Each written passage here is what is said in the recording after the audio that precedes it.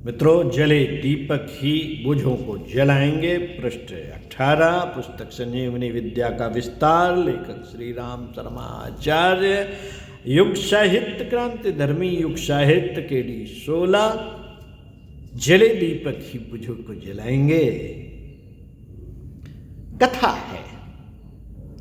कथा है कि महाप्रलय के दिनों सर्वत्र समुद्र का खारा पानी ही भरा पड़ा था। उसकी तली में गहरी कीचड़ भी भरी हुई थी। उसी बीच एक चमत्कार हुआ। पानी के ऊपर एक कमल उभर कर खिल आया। उसमें सहस्त्र पंखुड़ियां थीं।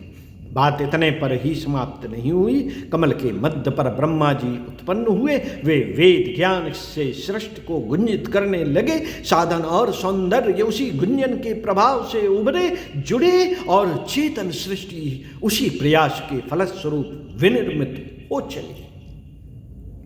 पौराणिक मिथ की वास्तविकता के संबंध में दो मत हो सकते हैं, पर इस संभावना से इनकार नहीं किया जा सकता कि अपने समय कि विभिन्न परिस्थितियों में चमत्कार जैसा उद्भव होने ही वाला है। सहस्त्र दल खिलने ही वाला है। उसमें ब्रह्म चेतना का ऐसा प्रवाह निस्तृत होने वाला है जो उल्टे को उलट कर सीधा कर सके। सुखद संभावनाओं का अभिनव सृजन इस स्तर का बन पड़े जिसे कीचड़ से उभरा कमल कहा जा सके। 21वीं सदी के आरंभिक बुलबुले शांत कुंज की जमीन को फोड़कर उभरने और उबलने लगे हैं। अगले दिनों यह एक निर्झर के रूप में गति पकड़ ले तो किसी को भी आश्चर्य नहीं करना चाहिए। हल्की भाप आरंभ में धीरे से उठती है, पर वह कुछ ही समय में घटाटोप बनकर बरसने लगती है। इसे आश्चर्य नहीं तो और क्या कहें। राई जितने छोटे बीज का विशाल वट वृक्ष के रूप में सुविस्तृत हो जाना क्या कोई कम आश्चर्य की बात है।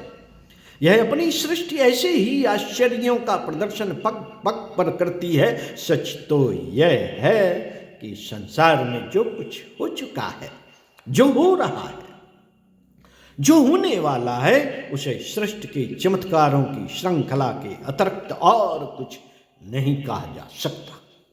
बाल्कीनोक जितना क्षुद्र शुक्राणु यदि 5.5 फुट का सर्वांग सुंदर मनुष्य बन सकता है तो चमत्कार के अतिरिक्त और क्या कहा जाए। ग्रह नक्षत्र अधर में टंगे हैं और द्रुत गति से घूमते रहते हैं तो इसे अघटित का घटित होने के अतिरिक्त और क्या कहा जाए। प्रश्न है। मनुष्य स्वल्प है, उसकी सामर्थ्य भी सीमित है, उसकी सूझबूझ प्रयत्नशीलता और सफलता भी सीमित स्तर की ही बनकर रह जाती है। पर भगवान के संबंध में यह बात नहीं है। वे देखते देखते ऋतुओं में ऐसा परिवर्तन करके रख देते हैं कि उस अलौकिकता को देखकर हतप्रभ ही होकर रह जाना पड़ता है। मनुष्य यदि ऐसा करना चाहे तो भी पुरुषार्थ वैसा बन ही नहीं पड़ेगा। अवतारों की पूर्ण श्रृंखला का अवगाहन करने पर भी यही निष्कर्ष निकलता है कि उनका अवतरण असंभव को संभव कर दिखाने के लिए ही होता रहा है। यूं निराकार होने के कारण वे प्राणियों की तरह प्रयत्न पुरुषार्थ नहीं कर पाते, फिर भी मनुष्यों में से ही ऐसे कितनों का चयन कर लेते हैं जिन्हें हवा भरकर नन्हे से गुब्बारे को कद्दू जितना विशाल बनाया जा सके। हनुमानों, अंगदों, अर्जुनों, नारदों, बुद्धों, गांधियों आदि की इतनी बड़ी श्रृंखला है जिन्होंने मनुष्य शरीरधारी होते हुए भी ऐसे महान प्रयोजन पूरे कर दिखाए जिन्हें अद्भुत और अलौकिक कहा जा सके। एक बार तो महर्षि विश्वामित्र ने ब्रह्मा जी की बनाई सृष्टि की तुलना में दूसरी नई सृष्टि रच डालने के लिए कमर कस ली थी। ऐसे मामले बुद्धि द्वारा मुश्किल से ही सुलझाए जा सकते हैं। अगस्त ऋषि ने 3 चुल्लू में समूचा समुद्र सोख लिया था। ऐसे कृत्यों के पीछे यदि भगवान की शक्ति काम करती दिख पड़े तो उसे आश्चर्य नहीं मानना चाहिए। लंबा समय दुर्मति जन्य दुर्गति सहन करते करते बीत गया।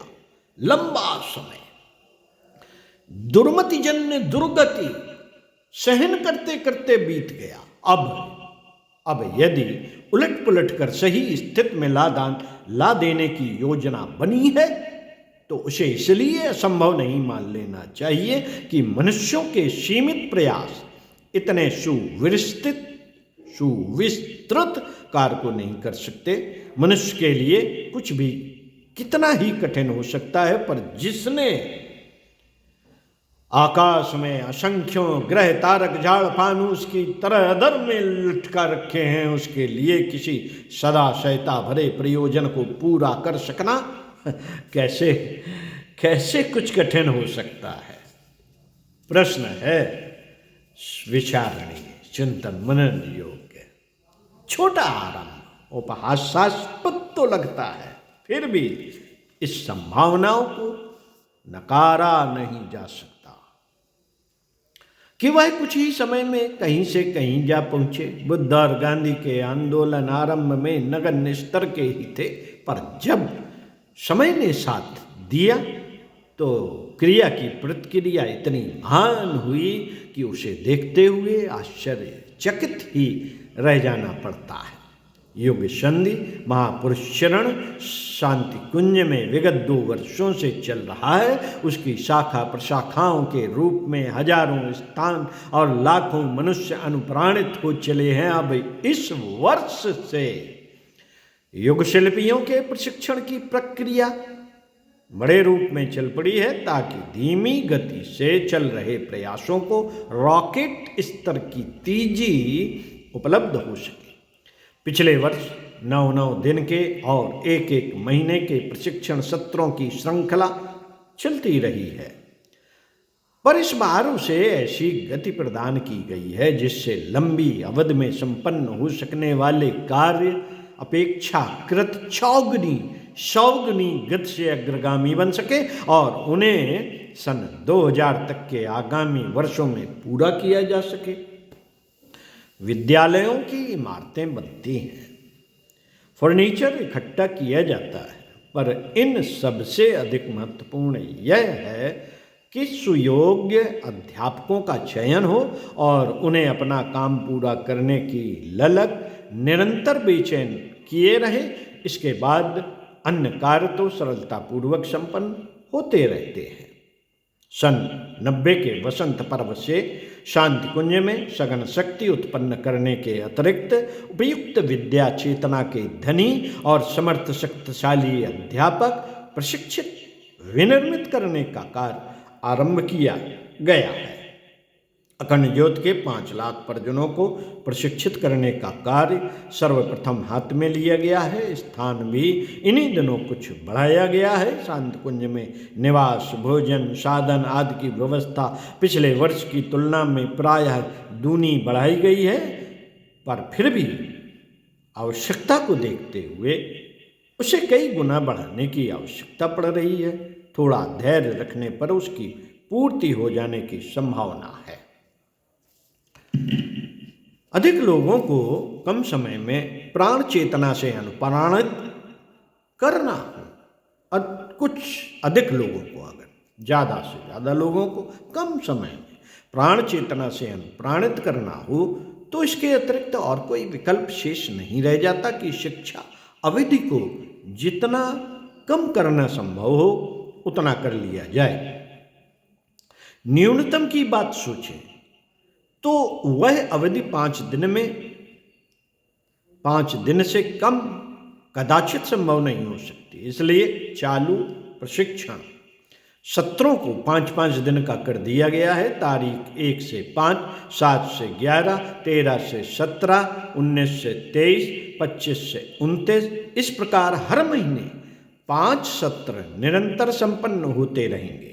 शिक्षा की दृष्टि से किसी महत्वपूर्ण शिक्षण के लिए यह अवधि बहुत ही कम है, पर जब प्रसंग प्राण प्रत्यावर्तन का हो, आदान प्रदान की व्यवस्था को ही प्रमुख माना गया हो, तो कान में कुछ देर की फुसफुसाहट भी बड़े प्रयोजनों को पूरा कर देती है।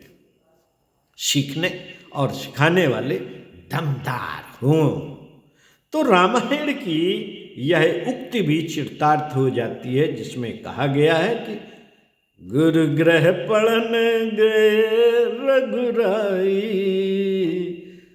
अल्प काल विद्या सब आई। ओम शांति। मिलते हैं अगले वीडियो में इसी पुस्तक के पृष्ठ 22 से। तब तक चिंतन मनन करिए।